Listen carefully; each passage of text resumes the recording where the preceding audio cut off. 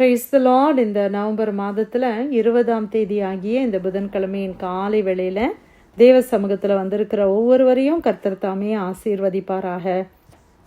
இந்த நாளிலும் நம்ம தியானிக்கிற தேவனுடைய வார்த்தை நம்முடைய பரிசுத்த வேதாகமத்தில் 1 தெசலோனிக்கேயர் 5ஆம் அதிகாரம் 15வது வசனம். 1 Thessalonians chapter 5 verse 15. ஒருவனும் மற்றொருவன் செய்யும் தீமைக்கு தீமை செய்யாதபடி பாருங்கள், உங்களுக்குள்ளும் மற்ற யாவருக்குள்ளும் எப்பொழுதும் நன்மை செய்ய நாடுங்கள். அல்லேலூயா. கர்த்தருடைய அருமையான இந்த வார்த்தைக்காய் கர்த்தரை ஸ்தோத்திரிக்கலாமா? இன்னைக்கு எத்தனை பேர் ஆண்டவர் என்னோட பேசணும், ஆண்டவரே இன்னைக்கு என்னோட வார்த்தையின் மூலமா பேசுங்கப்பா அப்படின்னு சொல்லிட்டு நம்ம வந்தோம். பிரியமானவர்களே, ஆண்டவர் இன்னைக்கு என்ன சொல்லுகிறாரு? கர்த்தர் நம்மளோடு அவர் வார்த்தையின் மூலமாய் கர்த்தர் பேசுகிறார். அல்லேலூயா. ஆண்டவர் சொல்லுகிறார், ஒருவனும் மற்றொருவன் செய்யும் தீமைக்கு தீமை செய்யாதபடி பாருங்கள். யார் நமக்கு தீமை செய்தாலும் அவர்களுக்கு நாம் தீமை செய்யக்கூடாது. ஆண்டவர் சொல்லுகிறார், தீமை செய்யாதபடி பாருங்கள். நீங்கள் உங்களை காத்துக்கொள்ளுங்க, ஜாக்கிரதையா இருங்க. ஏன்னா ஒருவர் நமக்கு தீமை செய்யும் பொழுது இமீடியட்டாக என்ன வருது? நமக்கு அவங்களுக்கு தீமை செய்யணும் அப்படின்னு சொல்லி தான் நம்ம வருது. ஏன்னா நம்ம என்ன நினைக்கிறோம், நான் நல்லா தானே இருந்தேன், அவங்க தானே முதல்ல அப்படி பண்ணாங்க, அவங்க தானே முதல்ல பேசினாங்க, அப்போ நான் மறுபடியும் பேச வேண்டாமா? நான் பேசலைன்னா என்னை என்ன நினச்சிப்பாங்க, என்னை பைத்தியக்காரின்னு தானே நினைப்பாங்க அப்படின்னு சொல்லி நிறைய நேரம் என்ன பண்ணுறோம், நம்ம ஆக்ஷன்ஸை ஜஸ்டிஃபை பண்ணுறோம். அவங்களுக்கு தான் பேச தெரியுமா, எனக்கு பேச தெரியாதா அப்படின்னு ஜஸ்டிஃபை பண்ணுறோம். ஆனால் நான் ஆண்டவருடைய பிள்ளையாக நான் இருக்கும் பொழுது நிறைய நேரத்தில் நம்ம தேவனுடைய பிள்ளைன்னா ஆண்டவர் எனக்கு அதிகாரம் கொடுத்துருக்கிறாரு, ஐ எம் அனாயிண்டட், நான் பிளஸ்ஸட், அதெல்லாம் நம்ம சொல்கிறோம் இல்லையா? அப்போ தேவனுடைய பிள்ளை என்றால் அப்போ தேவனுக்கு ஏற்ற விதமாக நான் நடக்க வேண்டுமே, ஆண்டவருடைய சுபாவங்களின்படி நான் நடக்க வேண்டுமே. அதிலேயே நம்மளால் செய்ய முடியாமல் போய்விடுகிறது. ஆண்டவராகிய இயேசு கிறிஸ்து தீமைக்கு நன்மை செய்தார் அல்லவா? அதே தானே ஆண்டவர் செய்தார். பிரியமானவர்களே, அதை தான் ஆண்டவர் நம்மகிட்டேயும் எதிர்பார்க்கிறாரு. ஒரு நமக்கு தீமை செய்கிறாங்கன்னா அவங்கள என்னால் கண்ட்ரோல் பண்ண முடியாது, ஏன்னா அவங்க இண்டிபெண்ட் பர்சன். ஆனால் என்னையும் என்னால் கண்ட்ரோல் பண்ண முடியுமா? முடியும். உங்களால் கண்ட்ரோல் பண்ண முடியுமா? முடியும். அவங்க இன்னும் ஒரு வார்த்தை பேசுகிறாங்கன்னா அவங்க அதுக்குரிய கணக்கை ஆண்டவர்கிட்ட கொடுப்பாங்க. அதை பற்றி நம்மளுக்கு கவலை இல்லை. நிச்சயமாக ஆண்டவர்கிட்ட அவங்க கணக்கு கொடுத்து தான் ஆகணும்.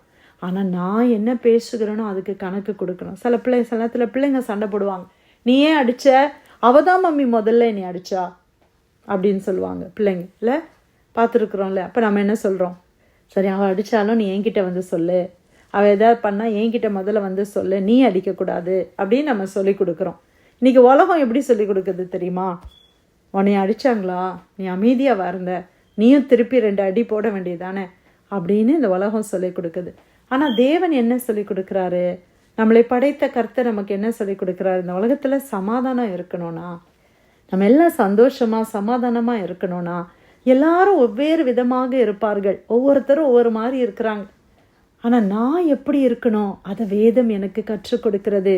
நீங்கள் இந்த வசனத்தை கேட்கிறீர்கள் என்றால் கர்த்தர் இன்னைக்கு உங்களோட பேசுகிறார். வேற யாருக்கூடையும் பேசல, உங்களோட என்னோட பேசுகிறார் ஆண்டவர். இன்றைக்கி நம்ம கணவர் ஒருவேளை வித்தியாசமாக இருக்கலாம், என் மாமியார் வித்தியாசமாக இருக்கலாம், என் கூட வேலை செய்கிறவங்க, எனக்கு பாஸாக இருக்கிறவங்க, எனக்கு அக்கம் பக்கத்தில் இருக்கிறவங்கெல்லாம் எனக்கு தீமை செய்கிறாங்களே, நான் எப்படி அதை நான் அமைதியாக இருக்கிறது அப்படின்னு நம்ம நினைக்கிறோமா?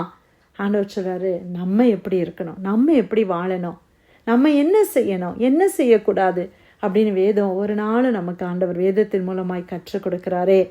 ஒருவன் கூட மற்றொருவன் செய்யும் தீமைக்கு தீமை செய்யாதபடி பாருங்கள்.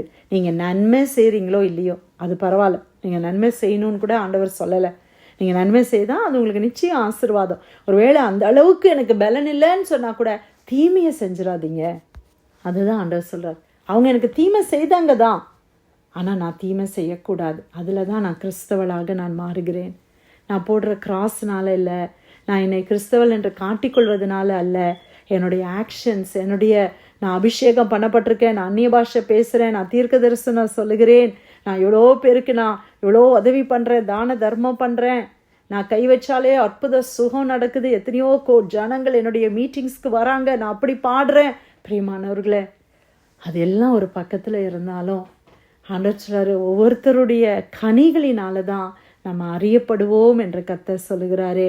எல்லாம் நம்ம விருட்சங்களாக இருக்கிறோம், ஆனால் நான் கொடுக்கிற கனி தான் கிறிஸ்துவை பிரதிபலிக்குதா, ஆண்டவரை மகிமைப்படுத்துகிற விதமாக நான் நடந்து கொள்கிறேன்னா, ஒரு இடத்துல எனக்கு விரோதமாக ஒன்று பேசுகிறாங்க, நான் அமைதியாக கேட்டுட்டு அந்த இடத்த விட்டுட்டு நான் போயிட்டேன்னா நான் கிறிஸ்துவனுடைய பிள்ளையாய் நான் இருக்கிறேன். உங்களுக்கு தான் பேச தெரியுமா, எனக்கு எவ்வளோ பேச தெரியும், நான் யார் தெரியுமா அப்படின்ற சுயம் எனக்குள்ளே எழும்பும் பொழுது அந்த சுயத்துக்கு நான் என்ன செய்துறேன், அடிமையாகி விட்டு தேவையில்லாத வார்த்தைகளை பேசி சண்டை வந்து பிரச்சனை வந்து அதை 2-3 பேர் பார்க்க, இவங்கெல்லாம் சர்ச்சுக்கு போகிறவங்களா இப்படி இருக்கிறாங்களே, இவங்கெல்லாம் அப்படி பாடுறாங்க, அப்படி ஜெபம் பண்ணுறாங்க, இப்படி பேசுகிறாங்களேன்னு சொல்லி யாருடைய நாமம் தூஷிக்கப்படுது, கர்த்தருடைய நாமம் அந்த இடத்துல தூஷிக்கப்படுது. அதனால தான் ஆண்டவர் சொல்கிறாரு, நீ தீமைக்கு என்ன செய்யாத, தீமை செய்யாத. அவங்க தீமை தான் செய்கிறார்கள், அது 100% உண்மைதான். அது ஆண்டவரே சொல்கிறாரு, அவங்க தீமை தான் செய்கிறாங்க, ஆனால் நான் செய்யக்கூடாது. அல்லேலூயா. எனக்குன்னு ஒரு ஸ்டாண்டர்ட் இருக்குது, உங்களுக்குன்னு ஒரு ஸ்டாண்டர்ட் இருக்குது பிரியமானவர்களே. அந்த ஸ்டாண்டர்ட்லேருந்து நம்ம குறைஞ்சி போக வேண்டிய அவசியமே இல்லை. ஆண்டவருடைய நம்ம கொஞ்ச நாள் முன்னால் தியானித்தோம்ல, என்ன தியானித்தோம், எல்லாவற்றையும் அனுபவிக்க எனக்கு அதிகாரம் உண்டு. அப்போ எல்லாவற்றையும் செய்கிறதுக்கு எனக்கு அதிகாரம் உண்டு, அவங்கள மாதிரியே பேசுகிறதுக்கு எனக்கு அதிகாரம் உண்டு, எனக்கும் ஃப்ரீடம் உண்டு, எனக்கு எல்லாமே உண்டு. ஆனால் எல்லாம் எனக்கு தகுதியாக இருக்காது. நான் தேவனுடைய பிள்ளையாக இருக்கிறபடினால எல்லாம் எனக்கு தகுதியாக இருக்காது, எல்லாம் பக்தி விருத்தியை உண்டாக்காது, எல்லாம் கர்த்தரை மகிமைப்படுத்தாது.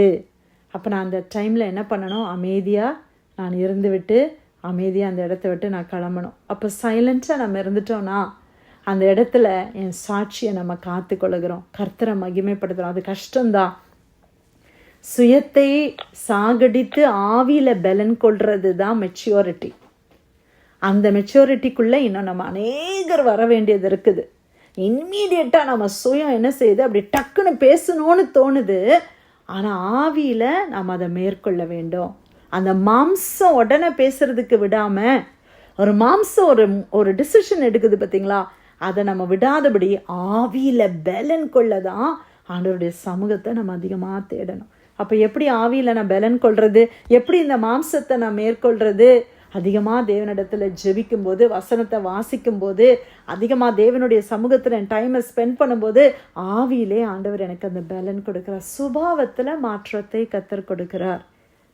அதற்காக கர்த்தரை ஸ்தோத்திரிக்கலாமா? ஆண்டவர் என்ன சொல்கிறாங்க, மற்றொருவன் செய்யும் தீமைக்கு தீமை செய்யாதபடி பாருங்கள், உங்களுக்குள்ளும் மற்ற யாவருக்குள்ளும் எப்பொழுதும் நன்மை செய்ய நாடுங்கள். எல்லாருக்கும் நன்மை செய்ய நாடுங்கள். என்ன நன்மை செய்யலாம்? அவங்க எனக்கு தீமை தான் செஞ்சுருக்குறாங்க. இப்போ கிறிஸ்மஸ் டேஸ்லாம் வருது, நம்ம நிறைய பேருக்கு நன்மை செய்யணும்னு நம்ம யோசிக்கிறோம் இல்லையா? அதில் நம்மளுக்கு தீமை செய்தாங்கல்ல, அவங்களையும் ஆட் பண்ணிக்கலாமா? யாரெல்லாமோ நமக்கு இந்த வருஷத்தில் எவ்வளோ தீமை செய்தாங்க தான், அவங்களையும் நம்ம ஆட் பண்ணி அவங்களுக்கும் ஏதாவது ஒரு விதத்தில் நன்மை செய்யலாமே. ஒரு மெசேஜில் ஒரு கார்டு அனுப்பலாம், ஏதோ ஒன்று நம்ம செய்யலாமா வித்தியாசமாக இந்த வருஷத்தில்? ஏன் நம்மளால் செய்ய முடியாது? கட்டாயமாக செய்ய முடியும் பிரியமானவர்களே. நாம ஏன் அவங்கள மாதிரி இருக்கணும்? நம்ம வித்தியாசமானவர்கள். அல்லேலூயா. நம்மளாம் வேற மாதிரி இல்லை, ஆண்டவருடைய பிள்ளைங்களாக இருக்கிறோம். நம்ம ஜீசஸ் ரிசம்பிள் பண்ணுறோம். அப்போ நம்மளால் செய்ய முடியும். நன்மை செய்ய பழகி கொள்ள வேண்டும். நன்மை செய்ய நாடுங்கள், உங்களுக்குள்ளும் மற்ற யாவருக்குள்ளும் எப்பொழுதும் நன்மை செய்ய நாடுங்கள். எல்லாருக்கும் நம்ம நன்மை செய்ய வேண்டும். அல்லேலூயா. நன்மையானதே பேச வேண்டும், நன்மையானதே செய்ய வேண்டும். ஆமென். எனக்கும் நான் நன்மை செய்யணும், உங்களுக்குள்ளும். அப்போ முதல்ல நான் எனக்கு நன்மை செய்யணும். சில நேரத்தில் எப்படி ஆயிரும்னா, ரொம்ப பொறுத்து நம்மளே ஒரு மாதிரி டவுன் ஆயிடுவோம். அப்படியும் இருக்கக்கூடாது. அப்போ அந்த சுச்சுவேஷனை ஹேண்டில் பண்ணுறதுக்கு ஆண்டோட்ட நம்ம வந்து கைடன்ஸ், நம்ம வந்து கவுன்சில், ஆலோசனை கேட்கணும். ஆண்டவரே, எனக்கு இந்த சுச்சுவேஷனை ரொம்ப வியரி அவுட் பண்ணுது ஆண்டவரே, நான் ரொம்ப சோர்ந்து போக பண்ணுது, நான் ஃப்ரஸ்ட்ரேட் ஆயிடுறேன் ஆண்டவரே. அங்கே நான் பொறுமையாக இருக்கிறேன் ஆண்டவரே ஆஃபீஸில், ஆனால் வீட்டில் வந்தால் எல்லார் மேலேயும் கோவப்படுறேனே, எனக்கு என்ன பண்ணனே தெரியலையே அப்படின்னு ஆண்டோட்டே நம்ம கேட்கலாம். ஆண்டவர் என்ன செய்வாங்க? அதுக்கு நம்மளுக்கு ஆலோசனை சொல்லுவாங்க, அதுக்கு பலன் கொடுப்பாங்க இல்லையா? நம்ம ஆண்டவரையே தான் நம்ம சார்ந்து கொள்ளும் பொழுது தேவன் நிச்சயமாக உதவி செய்வார். உங்களுக்கும் நன்மை செய்யுங்க, நீங்களும் உங்களை பார்த்துக்கோங்க, மற்றவங்களுக்கும் நன்மை செய்யுங்க அப்படின்னு ஆண்டவர் சொல்லுகிறார். இந்த காலை வேளையில் கர்த்தர் இந்த நாளில் நம்மளோட பேசுகிற நல்ல வார்த்தைக்காக ஆண்டவருக்கு நன்றி சொல்லலாமா? 1 தெசலோனிக்கேயர் 5ஆம் அதிகாரம் 15வது வசனம், ஒருவனும் மற்றொருவன் செய்யும் தீமைக்கு தீமை செய்யாதபடி பாருங்கள், உங்களுக்குள்ளும் மற்ற யாவருக்குள்ளும் எப்பொழுதும் நன்மை செய்ய நாடுங்கள். கர்த்தர் கொடுத்த வார்த்தைக்காக நன்றி செலுத்தி யாராவது ஒருத்தர் நம்ம ஜெபிக்கலாமா?